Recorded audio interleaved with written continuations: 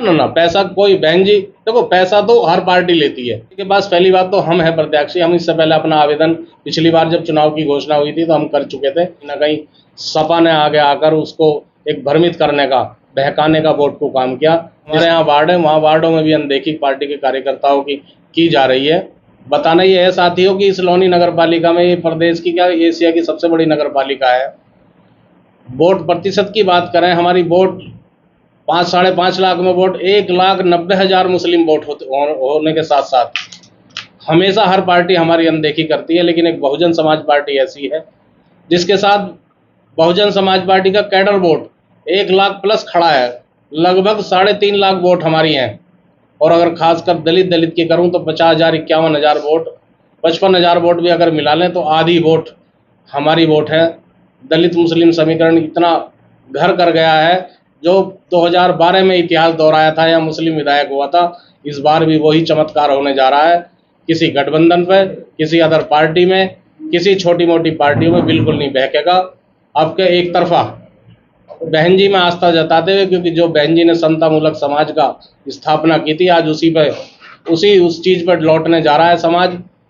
और सभी समाज में करो, जितना भी बहन जी ने दिया कम है। सभी समाज को अपनी समाज की हिस्सेदारी के अनुरूप सबको दिया है। उसमें चाहे जाट हो, चाहे गुजर हो, चाहे कश्यप हो, चाहे निषाद हो, सबको जितनी जिसकी हिस्सेदारी उतनी उसकी भागीदारी, सबको राज्य क्या ऐसा लगता है कि पार्टी किसी और को सिंबल देने जा रही है? नहीं, हमें नहीं लगता किसी और को सिंबल देने जा रही।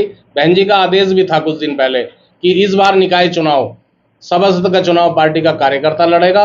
हमें दुख इस चीज़ का है कि हमें कहीं ना कहीं आभास हो रहा है कि जब जब चुनाव नज़दीक आता है, बहन जी का आदेश तो एकदम सही है और बहन जी बिल्कुल समतामूलक समाज की स्थापना करके सभी को हिस्सेदारी देती है। लेकिन कुछ पदाधिकारी हैं ऐसे जो कहीं ना कहीं इस संगठन को माध्यम से कहीं ना कहीं चीज़ें फैलाते हैं और गलत आदमी को पेश कर देते हैं। इसके लिए हमने ये पीसी रखी है ताकि सही आवाज़ आपके माध्यम से हमारी बात पहुंच जाए और पार्टी का जो कार्यकर्ता है, जो कैडर है, उस पर विश्वास जताएं और उसको इस चुनावी समर में उतारा जाए। सूचना है कि समाजवादी पार्टी के पूर्व मंत्री हुए हैं, वो आपकी पार्टी से चुनावी मैदान में है।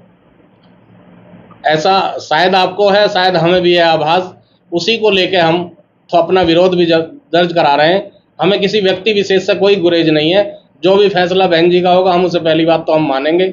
लेकिन कुछ ना कुछ जो कुरीतियाँ हैं जो हम अपने आपके सामने समक्ष पेश कर रहे हैं, वो यही है कि जो हमारा जिले का पदाधिकारी है, जो मंडल का पद है, कुछ लोग ऐसे हैं जो गलत चीज़ों को बहन जी तक पहुँचाते हैं। ये हमारा विरोध है।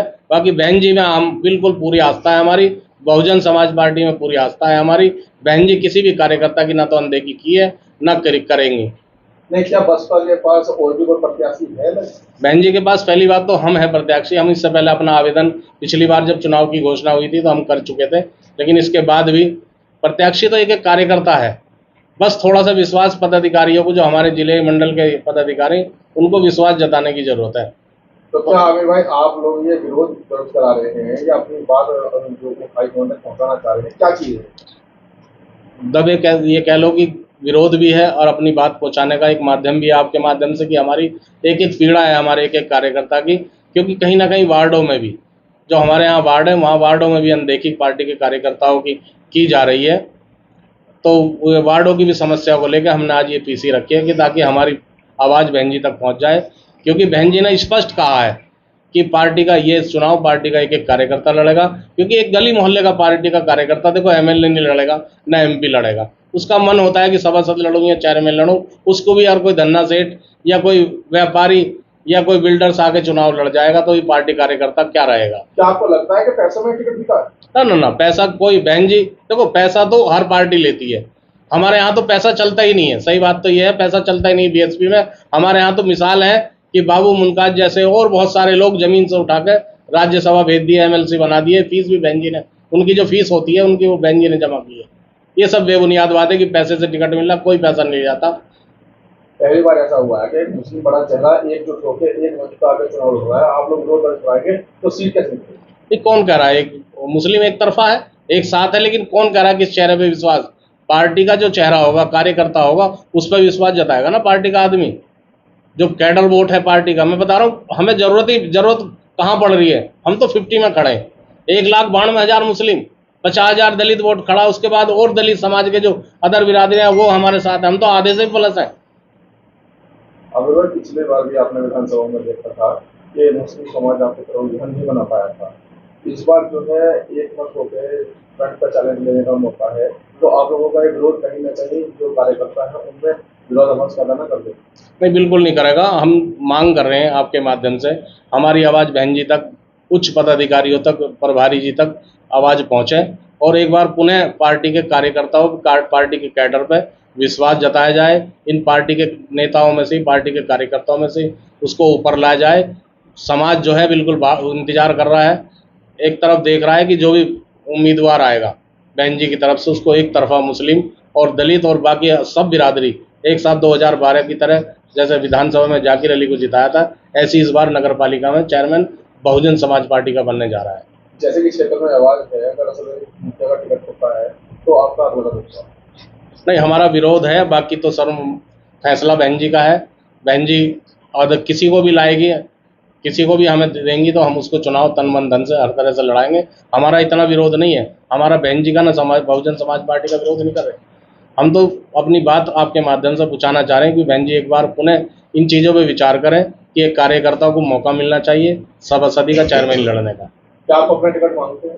बिल्कुल, मैं अपने टिकट का आवेदन भी कर रहा हूँ और मांग भी रहा हूँ, क्योंकि मैं 10, 12, 15 साल जितना भी मुझे हो गया, हर बार मुझे मौका मिला है। हर बार मुझसे कहा गया है कि आप विधानसभा छोड़िए, आपको चेयरमैन लड़ाई जाएगी। हर बार मुझे धोखा मिला है, इसलिए मैंने अपना दुख जाहिर करने के लिए आपको आमंत्रित किया है। आमिर भाई, आप कार्यकर्ता की बात करते हैं, आपकी पार्टी के कार्यकर्ता अन्य दल के नेताओं को लेकर टिकट की दौड़ में तेजी से दौड़ रहे हैं।